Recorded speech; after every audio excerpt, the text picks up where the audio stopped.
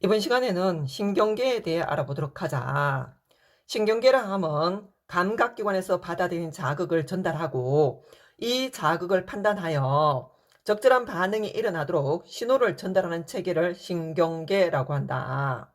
이때 신경계를 이루고 있는 신경세포를 뉴런이라고 한다. 뉴런은 다른 세포의 모양과는 다르게 길게 생겨서 자극을 전달하기에 적당한 모습으로 진화되었다. 이 신경세포 뉴런의 구조를 살펴보면 뉴런에는 다른 뉴런이나 기관으로부터 자극을 받아들이는 부분을 가지돌기라 하고 핵과 세포질이 있어서 생명활동이 일어나는 부분을 신경세포체라고 한다. 그리고 자극을 다른 뉴런이나 기관으로 전달하는 부분을 축삭돌기라 한다. 그래서 A에서 받아들인 자극은 B를 지나 C로 전달해서 다음 뉴런으로 전달되게 된다.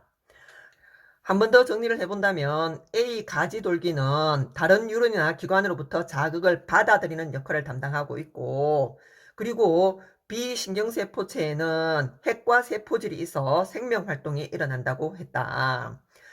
그리고 C 축삭돌기가 자극을 다른 뉴런이나 기관으로 전달하는 역할을 담당하고 있다. 잘 기억을 하고 다음으로 넘어가 보자. 이어서 뉴런의 종류와 자극의 전달 과정에 대해 알아보도록 하자. 먼저 뉴런의 종류를 살펴보면 뉴런에는 감각기관에서 받아들인 자극을 뇌와 척수로 전달하는 뉴런을 감각뉴런이라고 한다. 이 감각뉴런은 신경세포체가 축삭돌기 옆에 붙어 있다는 특징이 있다. 그리고 뇌와 척수를 구성하고 있고 뉴런과 뉴런을 연결하며 자극을 종합 판단하여 명령을 내리는 뉴런을 연합뉴런이라고 한다. 그리고 연합뉴런에서 내린 명령을 운동기관으로 전달하는 역할을 하는 뉴런을 운동뉴런이라고 한다. 이렇게 해서 뉴런의 종류에는 세 가지가 있는데 그림으로 한 번 더 살펴본다면 감각뉴런과 연합뉴런과 운동뉴런이 있고 감각기관에서 받아들인 자극은 감각뉴런을 통해 연합뉴런에 전달되고 그러면 연합뉴런에서 자극을 종합 판단하여 운동뉴런으로 명령을 내리게 된다. 그러면 운동뉴런이 근육과 같은 반응기에 신호를 보내게 되고 그러면 반응이 일어날 수 있게 된다. 그래서 자극 전달 경로를 정리를 해보면 외부 자극이 감각기관을 흥분시키고 그러면 감각기관에 연결된 감각뉴런이 연합뉴런으로 자극을 전달하게 되면 연합뉴런에서 자극을 종합 판단하여 운동뉴런으로 명령을 내리고 운동뉴런이 이 명령을 반응기관으로 전달하면 반응기관에서 반응이 일어나게 된다.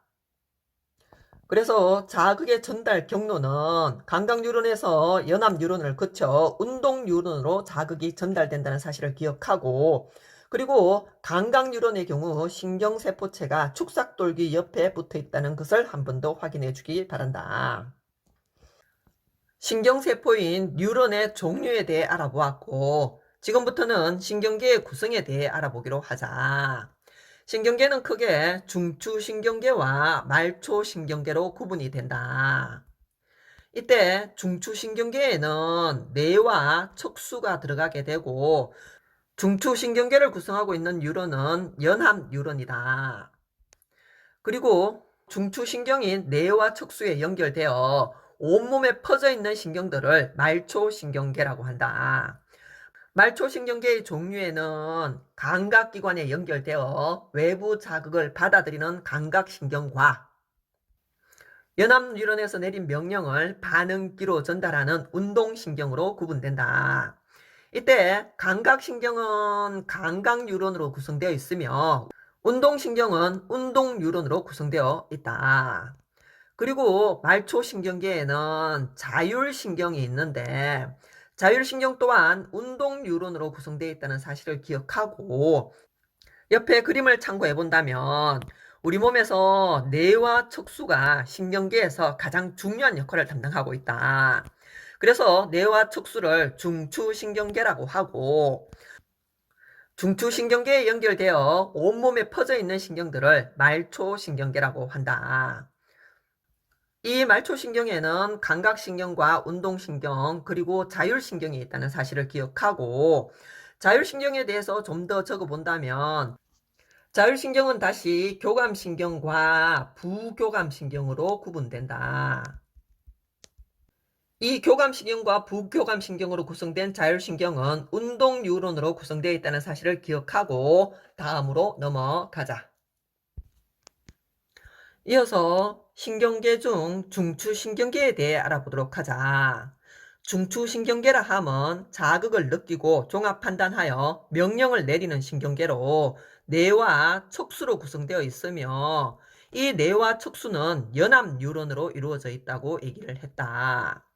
그리고 그림을 참고해보면 뇌는 다시 대뇌와 소뇌와 간뇌, 중간뇌, 연수로 이루어져 있으며 각각 담당하고 있는 역할이 다르다. 그래서 각각 맡고 있는 기능에 대해서 알아본다면, 먼저 사고, 판단, 기억과 같은 정신활동을 담당하고 있으며, 자극을 느끼고 판단하여 적절한 신호를 보내 몸의 감각과 운동 조절을 담당하고 있는 뇌가 바로 대뇌이다. 대뇌는 좌뇌, 우뇌 해서 두 개의 방구로 나누어져 있고, 그리고 뇌 중에 크기가 가장 크다. 그리고 우리 뇌 중에는 심장 박동과 호흡, 소화 운동 등 생명 유지에 필요한 활동을 조절하는 뇌가 바로 연수이다.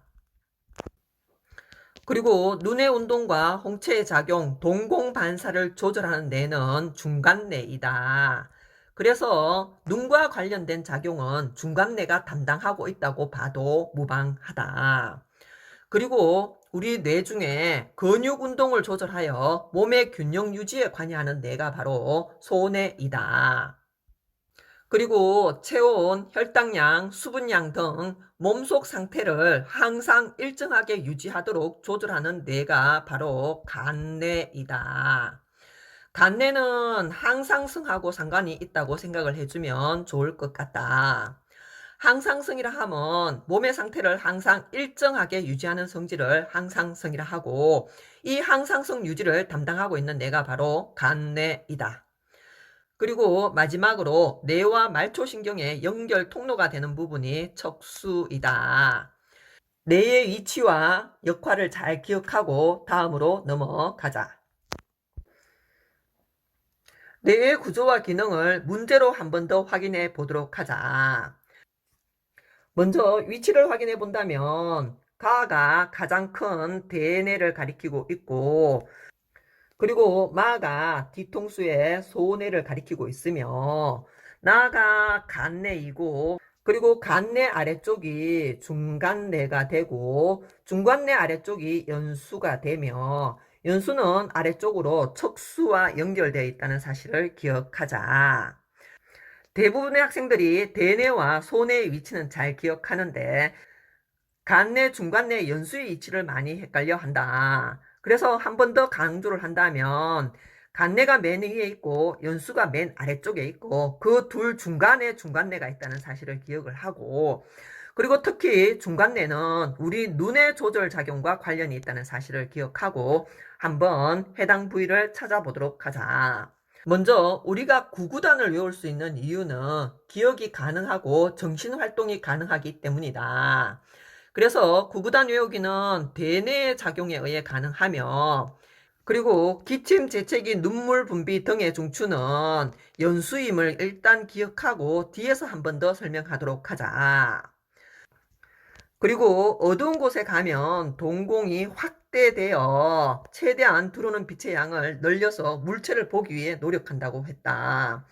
이렇게 눈의 조절 작용은 중간뇌가 담당함을 기억하고 4번으로 넘어가면, 한 발로 서서 몸의 균형 유지를 할 수 있는 것은 소뇌의 조절 작용이고, 운동을 할 때 심장이 빨리 뛰는 것은 연수의 조절 작용이다.